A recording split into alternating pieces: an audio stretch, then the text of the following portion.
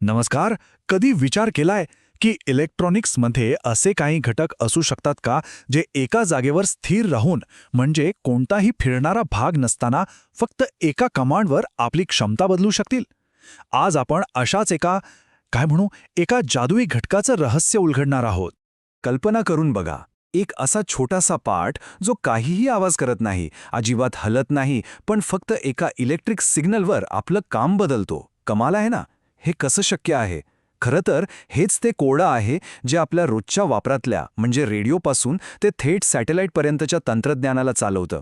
आणि हो, आज आपण ते कोडच सोडवणार आहोत. तर या मोठ्या कोड्याचं उत्तर दडलंय एका छोट्याशा पण प्रचंड शक्तिशाली घटकामध्ये. हा आहे एक असा डायोड जो आपल्या नेहमीच्या डायोडपेक्षा खूपच वेगळा आहे. चला तर मग या रहस्याचा पडदा बाजूला सारूया. आजच्या आपल्या या विश्लेषणामध्ये जो हिरो आहे त्याचं नाव आहे व्हॅरिकॅक्टर डायोड. हो, याच डायोडमध्ये ती खास क्षमता आहे जिच्याबद्दल आपण आत्तापर्यंत बोलत होतो. बरं, मग शास्त्रीय भाषेत हे काय आहे नक्की? तर बघा, व्हॅरॅक्टर डायोड याला काहीजण व्हेरिकॅप डायोड असंही म्हणतात. हा मुळात एक पीएन जंक्शन डायोडच आहे, पण एका खास वळणासोबत.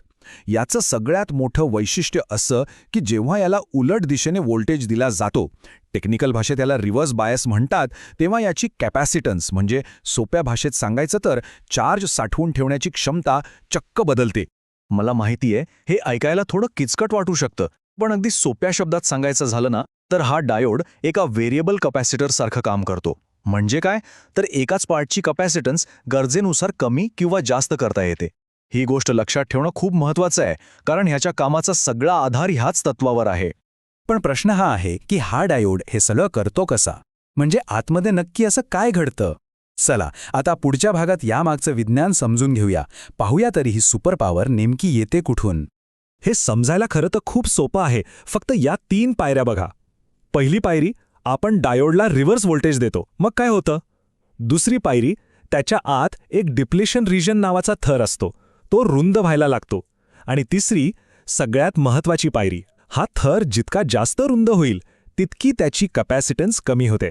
बघा, एकदम सरळ संबंध आहे. म्हणजे लक्षात ठेवण्यासारखा मुद्दा काय आहे? तर जास्त रिव्हर्स व्होल्टेज दिलं की डिप्लिशन रिजन रुंद होतो आणि त्यामुळे कपॅसिटन्स कमी होते. हे अगदी शाळेतल्या सायन्ससारखं आहे. जसे एखाद्या कपॅसिटरच्या 2 प्लेट्समधलं अंतर वाढवलं की त्याची कपॅसिटन्स कमी होते, अगदी तसाच इथे होते. भौतिकशास्त्राचा साधा नियम.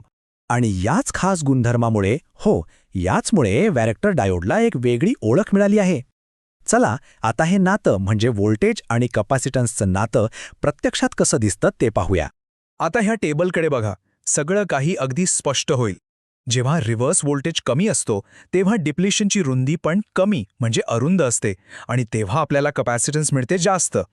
या उलट जेव्हा आपण व्होल्टेज वाढवतो तेव्हा डिप्लिशन रिजन रुंद होतो आणि कपॅसिटन्स खाली येते म्हणजे कमी होते. हे जे व्यस्त प्रमाण आहे ना, हेच याचं सगळं वैशिष्ट्य आहे.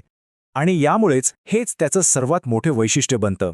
आपण फक्त व्होल्टेज कमी जास्त करून त्याच्या कॅपॅसिटन्सला नियंत्रित करू शकतो. म्हणूनच तर याला व्होल्टेज कंट्रोल कॅपॅसिटर असं अगदी परफेक्ट नाव मिळालं आहे. ठीक आहे, हे सगळं ऐकायला तर खूपच इंटरेस्टिंग आहे, पण याचा खरा वापर कुठे होतो? हे तंत्रज्ञान फक्त लॅबमध्येच आहे की आपल्या आजूबाजूला आपल्या दैनंदिन जीवनात पण आहे? चला तर आता याच्या खऱ्या-खुऱ्या वास्तविक जगातल्या उपयोगांवर एक नजर टाकूया. आपल्याला जुने रेडिओ आठवतात का, ज्याला स्टेशन बदलण्यासाठी एक मोठा गोल नॉब फिरवावा लागायचा? बस आता तेच किचकट काम हा एवढासा डायोड करतो. रेडिओ आणि टीव्ही ट्युनिंगमध्ये तर हा वापरला जातोच, पण त्यासोबतच व्होल्टेज कंट्रोल्ड ऑसिलेटर्स म्हणजे व्हीसीओज, सॅटेलाईट कम्युनिकेशन आणि आपल्या FM रेडिओमध्येही याचा सर्रास वापर होतो. थोडक्यात काय, तर जिथे कुठे फ्रिक्वेन्सीमध्ये अगदी अचूकपणे बदल करायचा असतो तिथे हा डायोड आपली जादू दाखवतोच.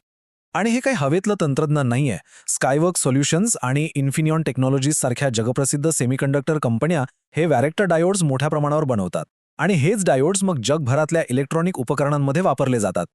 तर आता आपण जवळजवळ या विश्लेषणाच्या शेवटाकडे आलो आहोत. जाता जाता याचे मुख्य फायदे काय आहेत ते पाहूया. आणि हे सगळं लक्षात ठेवण्यासाठी एक सोपी ट्रिक सुद्धा आहे. याचा सगळ्यात मोठा फायदा, यात एकही मेकॅनिकल किंवा फिरणारा भाग नाही.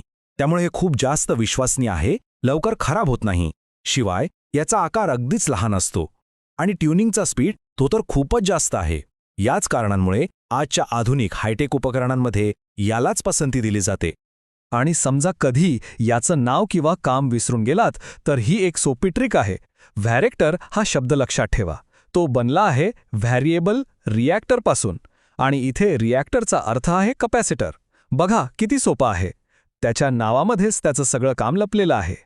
तर मग व्हॅरेक्टर डायोड हे एक उत्तम उदाहरण आहे की कसे कधीकधी अगदी छोटे छोटे घटक आपल्या तंत्रज्ञानाच्या जगात केवढी मोठी क्रांती घडवून आणू शकतात. पण जाता जाता एक विचार करण्यासारखी गोष्ट आहे की असे आणखी कितीतरी छोटे आपल्या डोळ्यांना न दिसणारे घटक असतील जे आपल्या आजूबाजूच्या या वायरलेस जगाला गुपचूपपणे चालवत असतील. जरा विचार करून बघा.